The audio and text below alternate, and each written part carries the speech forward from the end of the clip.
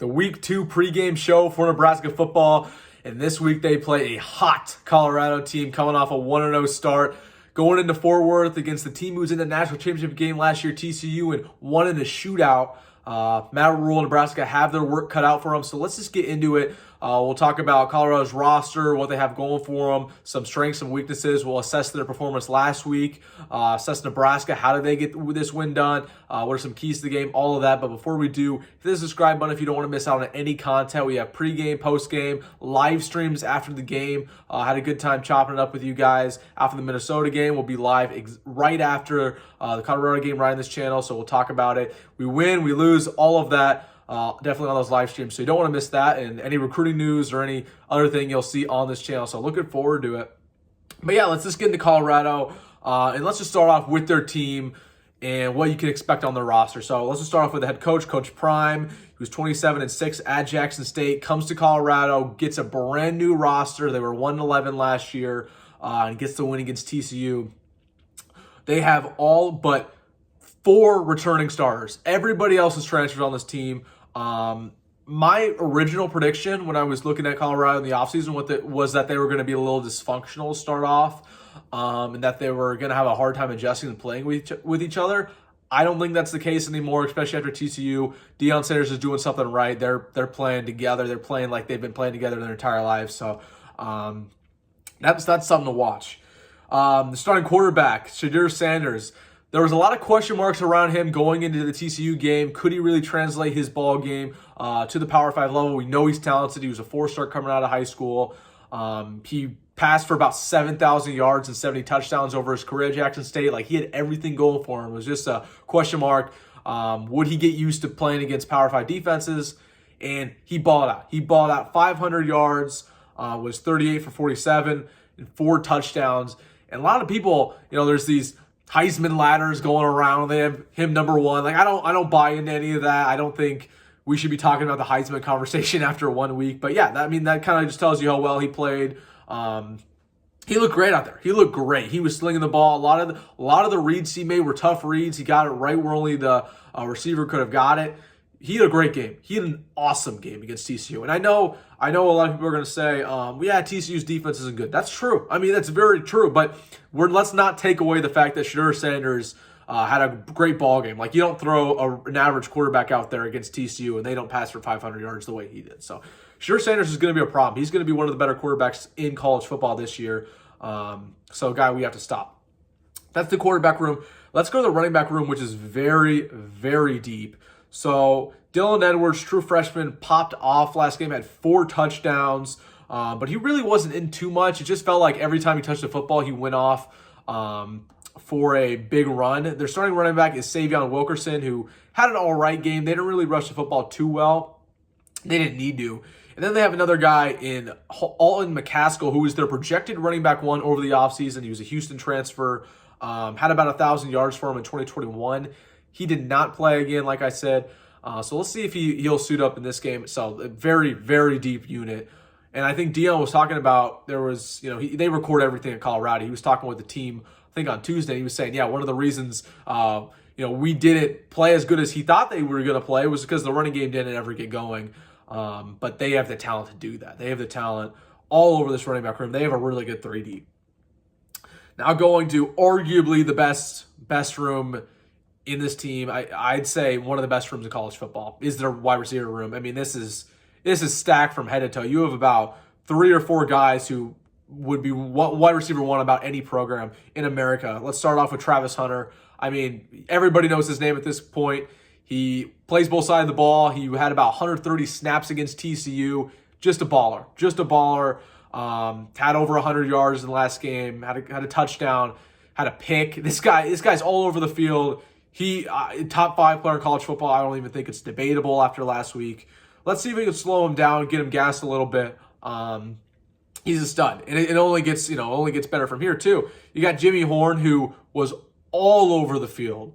Every time, like, he was really their go-to guy. You need to catch, you get to Jimmy Horn. He had over 100 yards last game, and then last one is Xavier Weaver. Both of these guys, by the way, are South Florida transfers. He also had over 100 yards last game receiving. So they have a really good three receiver combination there. Man, they were studs. They were studs last game. We have the secondary's got to step up. That's one of my keys to the game. We'll get into that later. So yeah, really, really good receiver room, really good running back room, and their quarterback was playing really good ball. This is a good team. But it only really goes down from here. I mean, we're talking about an O-line that only has 2 returning starters, a couple MAC transfers, plus a Jacksonville State transfer. I expected this unit to not be great. They played, honestly, pretty well against TCU. Shedeur Sanders had a lot of time in the pocket. I think they gave up 1 or 2 sacks. But, yeah, they really played well. I still think when it comes to running the football, this is not a great O-line. You can definitely exploit that, and that's hopefully what we do. We need to make them a one-dimensional team. We need to make them a one-dimensional team. So this O-line is definitely exploitable, but in the pass rush, they're pretty good. So that's the old offense. Let's get to the defense. So their defense, not as good. D-line, they were getting some good pressure last game, but 0 sacks to show for it. Again, a lot of new faces there. Linebacker room, I think, is their worst unit on the team. Just not much substance there. Didn't play an awesome game. Really had trouble against the running attack against TCU. Linebackers are not great. The defensive backs, however, are very good. We already talked about Travis Hunter. He's a dog.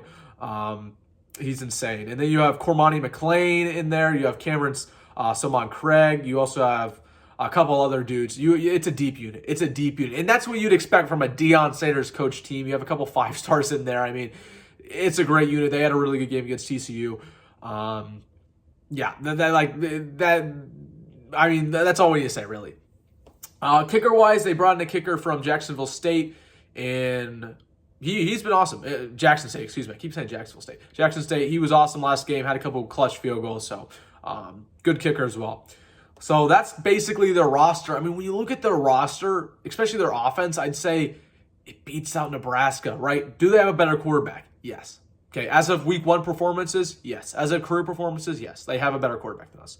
Running back room, yeah, it's a very deep running back room. Very deep running back room. I'm not a proponent of Nebraska's running back room right now. Wide receiver, yes. This is one of the best wide receiver rooms in college football, period. So I think they have Nebraska beat there. O-line, I think they have Nebraska beat too. Nebraska's tackles are probably the worst 2 starting tackles right now in college football. D-line and linebacker, I think Nebraska has them beat. I think Nebraska has better units there. And then, of course, defensive back, I think Colorado has a better unit there. Special teams is a TBD. Not sure. Still haven't seen enough of Tristan Alvano to really say that. I would give the edge to Colorado, though, just because their kicker was lights out last game. And I'm still kind of nerve-wracked a little bit when Alvano goes out there. Just PTSD over the last couple of years, too, as well. So that's their roster. That's how they compare against Nebraska. Now, let's get to the keys of the game. How does Nebraska go into Boulder against a ranked Colorado team and get the win? First one, and this one goes to the fans. Show up and be loud. We kind of lacked a little bit in Minnesota. That was one thing I was a little bit surprised about. I mean, we traveled pretty well, but it was all gold. It was all gold. We have a history of taking over Boulder. We make it our priority to do so. The AD of Colorado was basically talking about how don't sell tickets to Nebraska fans, and they're going through all these hurdles to make sure we don't get in the stadium. We need to take over, right? Red needs to be in that stadium more than black. We need to boo when Colorado takes the field. We need to cheer when Nebraska takes the field. We need to take over that stadium. We need to get loud when they're on offense. We got to take over. So that's key number 1, right? Have a home field presence. Number 2, and this one's big. I had a video about Matt Rhule, and I talked about how big of a game this is for Matt Rhule because there was all this talk throughout the offseason, and Matt Rhule was taking shots at Deion, and Deion was taking shots at Matt Rhule. And we like to believe, as Nebraska fans, that Matt Rhule is one of the best coaches in college football when it comes to game planning. That we'd like to believe he's one of the best coaches in college football when it comes to making adjustments. And we just like to think he's one of the best coaches in college football when it comes to having disciplined teams and having teams who play to win and don't have turnovers and don't make mistakes such as flags. We didn't see that against Minnesota. We had costly turnovers. We had costly penalties. This is a big game for Matt Rhule to kind of prove it like, hey, I'm that guy. I am the anti-Scott Frost. I do make decisions in game to benefit towards winning. You got to outcoach him after everything that's been talked about, right? I think Coach Prime is a great coach when it comes to getting his players together and finding talent and developing that talent. I just don't know how great of a coach he is to make adjustments in game. And I don't know how much of a coach he is when it comes to game planning and finding holes in that team. This is where Matt Rhule has to shine. So that's my second key to the game. Number 3 is take advantage of the inexperience. There are a lot of inexperienced guys on this roster, especially when you look at the defense. And again, I know they didn't really play, like their inexperienced last game. And I know they didn't, play like they played basically like they've been playing together since they were 2 last game. But that doesn't always mean the case. Let's not overreact after week 1. There's still going to be growing pains. There's still going to be, things that happen when you have a completely new team. You got to take advantage of that. And that falls on Matt Rhule to kind of game plan around that. That falls on the team to kind of say, hey, yeah, we need to take advantage of that. On the other side of things, Colorado should probably take advantage of our inexperience as well, playing with each other, because it's the same deal on our side. So that's the third key to the game. This is the fourth key to the game. And this is big. We got to run the clock in this ballgame. And I mean, you got to run the ball down their throat. And it's important because this is going to be a shootout one way or another. It's almost impossible to avoid it. You have Colorado, which has one of the most high-powered offenses in college football, and their defense sucks. You have to run this clock. You cannot let Colorado have multiple drives and take over this ballgame and win time possession. You have to win time possession by a long shot in this ballgame to win. Similar to the ways Wisconsin and Minnesota plays against us, like they just drain the clock against us. Wait till we make mistakes. That's exactly what we need to do. We are not going to win this game if it's a battle of a shootout and we're going back and forth. How could we even think that after watching how we performed last week? Because in order to have a shootout, you need to pass the football. You just need to pass the football. Do we really trust Jeff Sims to throw for over 300 yards and a couple touchdowns and limited picks? I don't think so. So we can't play this game like it's a shootout. We need to run the football, run the clock, and be efficient with our time and get in the end zone a couple times. It's not going to be a game where you can settle for field goals. It's not going to be that type of game. When you get in the red zone, you need to score. So that's my fourth key to the game. And my last key to the game, and this is the biggest one, in my opinion, in order to beat this Colorado team, is the defensive backs have got to step up. I trust our D-line enough to stop the run. I trust our linebackers enough to stop the run. Right? That's not what Dion wants to do. That's not what Tim Brewster wants to do. They don't want to do that. Hold on, excuse me. I just want to make sure something. That's not what they want to do. That's not what they want to do. They want to throw this football. They have weapons everywhere on the field at wide receiver. They trust their son, Sir Sanders. They're going to want to throw this football. You have to have a big game if you're Quentin Newsome, who I thought played pretty all right against Minnesota. This is the big one. Malcolm Hartzog either needs to have a good game from the get-go, or you realize he's not going to cut it and you take him out. Because there was a point last game, and I forgot who was absolutely torching us on the Minnesota wide receiver core. I could look up real quick. It's absolutely torching us. Corey Crooms. So Corey Crooms, believe he was a Western Michigan transfer, was absolutely all over this ballgame. He had 9 catches, like 7 in the first half. Malcolm Hartzog was on him all ballgame. And I know a lot of people will give Hartzog flack for giving up the touchdown at the end of Daniel Jackson, which is deserved. But that would let's not sit here and act like that was the only play that, he did bad. He was awful last game. And I talked about this all offseason with Malcolm Hartzog. He is not a man-to-man corner. He's not somebody I trust against against good wide receivers. He is a ball hawk safety at heart. That is where he should be. He should be kind of like a rover. He's pretty good in zone coverage. He's just not a man-to-man guy. He gets burnt. He's small. He doesn't run a good 40. And he doesn't make good reads. So I'm not a fan of Malcolm Hartzog. I think he's one of the most overrated players in recent memory. And not to say, I don't think he has traits. I just said he's a great ball hawk. He's a good player, but we're just utilizing him wrong. He's not a man-to-man quarter. Nothing he's ever done has shown me that. He got burned against Minnesota last year. He got burned against Rutgers last year. Just not a guy that I trust. And then when you think about it, right, Quinn Newsome's going to be going up against Travis Hunter. Do we really trust Malcolm Hartzog to go up against Jimmy Horn this week? After what we saw Jimmy Horn do against a bad TCU secondary? No. So it's going to be a game where you got to trust Malcolm Hartzog, but if he's not on, take him out of the ballgame. You have other DBs that you trust. Okay, whether that's a Tommy Hill. And honestly, I like that Tommy Hill matchup a little more this against a guy like Jimmy Horn rather than a Malcolm Hartzog who's 5'9", So the DBs have to show up. And that goes for the safeties too, right? Omar Brown had a really solid game against Minnesota. Deshaun Singleton needs to have a good game. So it just goes for the secondary. You lose this game if the secondary plays bad instantly. Like, there's no opportunity to win this ball game because that's how much Colorado is going to prioritize the passing game, and that's how good they are from that aspect. You need a scheme around it. Honestly, I'd like to see a lot of nickel sets where you have 5 DBs on the field at all times. Force Colorado to beat you through the rushing attack. Force them to do that.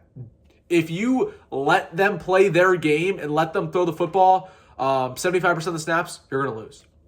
So that's the last key of the game. That's how Nebraska gets it done. Man, I'm worried about this game. But I think, honestly, there was a lot of overreactions after week 1. I think a lot of people were overreacting after Colorado. I think a lot of people were overreacting after the Minnesota game, including me. I think this is kind of a game that Matt Rhule understands, hey, I need to win back the trust of the state. It's important. We need to make Nebraska respectable again. You don't do that by losing to Colorado, who was 1-11 last year. I'm gonna say Nebraska wins. And I say that with a grain of salt because I'm worried. But I kind of want to speak it into existence a little bit. And I think Nebraska has a better game. I think they run the football more effectively. They don't do this running back by committee situation they did last week. They stick with one guy. Hopefully that's Gabe Irving.